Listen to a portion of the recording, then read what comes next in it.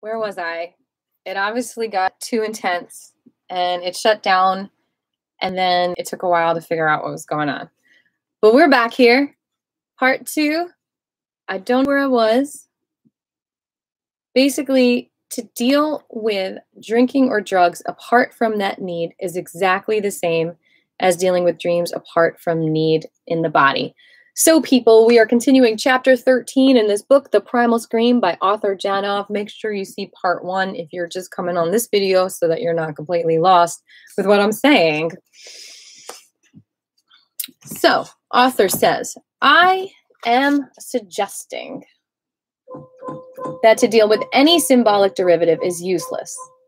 And this is what has made psychoanalysis such an agonizing, drawn-out affair. It is time to plunge through the symbols, get to the need, shorten the therapy by possibly years, and get people well. So back it up. From the one before, he said, the need which is blocked will be symbolized in dreams, illusions, delusions, and power drives, and so on. All these symbols derive from the need feeling. Sometimes when there are no more avenues of satisfaction open, the person may try to kill that feeling with liquor or drugs. Drugs and liquor, however, are still symbolic acts resulting from the need. To deal with drinking or drugs apart from that need is exactly the same as dealing with dreams apart from need in the body. I am suggesting that to deal with any symbolic derivatives is useless, and this is what has made psychoanalysis such an agonizing, drawn-out affair. It is time to plunge through the symbols, get to the need, shorten therapy by possibly years, and get the people well. One of the central implications of the above is that projective testing, the Rorschach, thematic apperception test, draw a person test, etc., should be unnecessary, except in rare cases. Projective tests are tests of symbolic projection. How a psychologist decides on what is being projected depends on his theoretical outlook. If he's Jungian, he will see one thing, Freudian, another. Adlerian, still something else. I don't know if I'm pronouncing that right. It is all guesswork, no matter how many years we try to validate our tests, because we are inferring a feeling of another human being. Only he or she, the patient, knows what it is. One major difference between the Freudian and the primal outlooks revolves around the concept of the defense system. The analytic view indicates that a defense system is necessary and healthy. One would, therefore, be unlikely to find a Freudian therapist forcing a penetration and explosion of this defense structure in order to liberate unconscious feelings totally. Instead, what feelings did arise would be incorporated, explained, and finally understood within a Freudian theoretical framework. The meaning of the feeling would, in this way, be extracted from something completely personal and abstracted into something conceptual. That is why there is no interpretation in primal therapy. The ascending feeling contains its own meaning. The primal view is that there is no such thing as a healthy defense system. Defense systems are the sickness. This is not to say that feelings are not sought after in psychoanalysis, but these feelings are generally not the primal ones which can have convulsive patients. For a patient to exhibit this kind of hysteria in psychoanalysis would generally be considered a breakdown of the defenses, and measures would be immediately taken to repair the system rather than take the person deeper into his quote-unquote hysteria. Freudians believe that there are certain destructive or aggressive instincts in us which require checks and balances in order to keep the person functioning in a social way. Working within this structure, it would be unthinkable for a Freudian therapist to unleash these destructive forces. Yet the primal therapist evokes this feeling just so the controlled defense system will be shattered. In this respect, Freudian theory and primal theory are antithetical. Freudians help the patient maintain some control in order to preserve the unreal defensive self, while the primal therapist wants to destroy that unreal self in order to release the real defenseless self. Michael summarizes the psychoanalytic view. Medicine is gradually abandoning the myth of the normal person. We are all relatively neurotic. The basic tenets of psychoanalysis affirm that conflict is the essence of life and that instinctual renunciation is the price of being a civilized human being. Michaels goes on to paraphrase Alexander Pope: to be neurotic is to be human. Levine also believes this. Normality is non-existent. He states, the primal view is that normality is very much in the order of things, and that abnormality is a perversion and distortion of this natural, tensionless, anxiety-free state. This is the core of the difference. Psychoanalysis requires a defense system because it posits a basic anxiety which must be defended against. Because there is no basic anxiety or destructive emotions which need to be renounced in primal therapy, there is no need for defenses. So take down defenses, everyone, and the walls. Break them down. All right, so are we going to go to Wilhelm Reich for a minute? Are we going to continue? I mean, it's 2 videos, so I can go a little longer, right? You could take a break after the first one, come back. It's only 6 minutes. We can go another few minutes, right? All right, let's talk about Wilhelm Reich. Who's this guy? In 1942, that was a long time ago, almost 100 years ago, 80.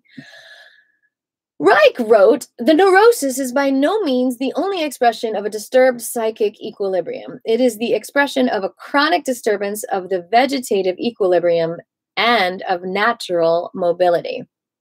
Reich explains that muscular rigidity is not simply a result of repression, but represents the most essential part of the process of repression. Without exception, patients relate that they went through periods in their childhood when they learned to suppress their hatred, anxiety, or love by way of certain practices, such as holding their breath, tensing their abdominal muscles, etc., which influence their vegetative functions. Reich is pointing out that neurosis is not simply a psychic event, but that each psychic event is also a biophysical one. And being a massage therapist, I'm a retired massage therapist, but I did practice for years. And I did notice, you know, the emotional patterns were stuck in the muscles of the body.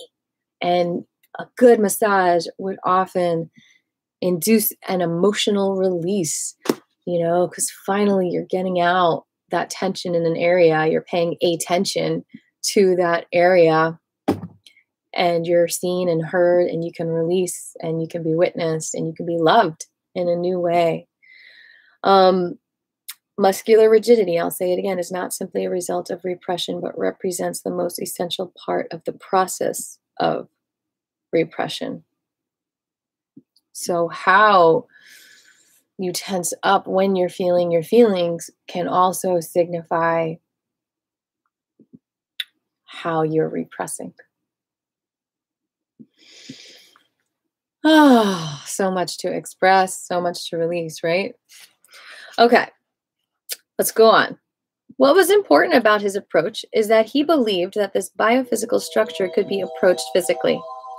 It is possible to avoid the devious approach via the psychic manifestations and to break through the effects directly from the bodily attitude. If this is done, the repressed effects appears before the corresponding memory. Thus, many current Reichian therapists are engaged mainly in certain physical manipulations which will ease bodily tension.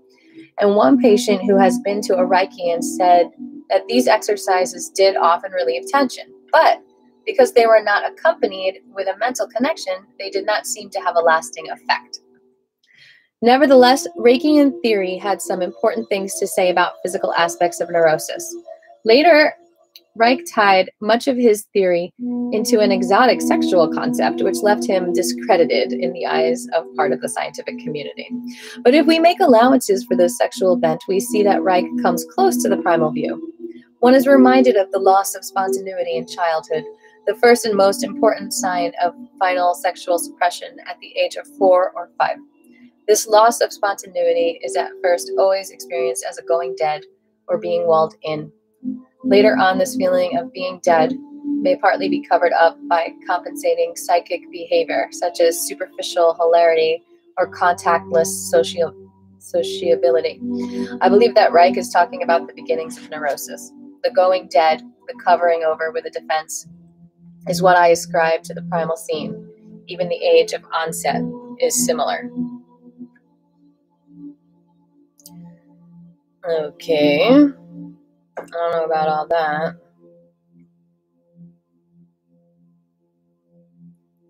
Final sexual expression, that sounds weird. Okay. The main focus for Reich became abdominal tension. So important has the treatment of abdominal tension become in our work that today it seems incomprehensible to me how it was possible to bring about even partial cures in neurosis without knowing the symptomology of the solar plexus. He goes on to discuss how tightening of the abdomen produces shallow breathing and how in fright one holds the breath with the help of this abdominal vise. What Reich believed was that the reduction in breathing reduced oxygen intake, permitted less energy in the organism, and thus, he reasoned, produced less tension. While I am not at all sure that this is so, I think that we should not negate Reich's important insights into the relationship between breathing and neurosis. I find myself automatically trying to pinpoint where his voice comes from and how the person breathes when I first see a patient. I have quoted Reich because at times, as time has passed, I believe that psychotherapy has tended to neglect the body and its contribution to neurosis. Because neurosis often is a disembodied phenomenon, a split away from the body, we have treated it as if it actually were only something disembodied and mental. Thus, we find the focus on association of ideas in the conditioning therapies or the substitution of ideas in rational therapy. I think, however, that the modern-day Reichians may have erred in the opposite direction. That is, there is a tendency to neglect cerebral processes in the quest to ease physical tension. The primal view is that the organism is a psychophysical unit. Any approach to be lasting and thoroughly effective must take into consideration that unity. Thus, my objection to the various techniques such as touch therapy, body movement, or swim therapies designed to free the body would be the same as to those encountered in Reichian therapy. I would suggest that any physical approach implicitly carries on the neurotic process by a disembodied technique where the body is dealt with as an entity apart from the mind. I do not believe that one can truly free the body except temporarily, so long as there are deeply hidden primal pains which produce continuous physical as well as mental tension. I would consider the physical attempt to do so symbolic. An example quoted elsewhere in which a person is placed in a circle surrounded by individuals locked arm in arm and is instructed to break free is an example of what I mean by this symbolism. I am suggesting that the mind cannot be cleared of painful memories which innervate the entire system by doing exercises designed to make the body more fluid and integrated. These memories, operating on a level below consciousness, continue to send impulses to the rest of the organism warning of danger. That danger will continue, in my opinion, until it is felt and resolved. At this point, true relaxation will set in, and body exercises may indeed be helpful and lasting. I would have the same objection to those approaches that hope to clear the mind by directing the person into healthy thoughts. One may ignore primal memories and substitute happy thoughts, but this does not eradicate the pain. Connection is not only desirable, but essential in the primal scheme of things. When approaching neurosis, we must keep in mind etiology. What makes someone tense year after year, decade after decade, without surcease? Habit, a conditioned response to the world.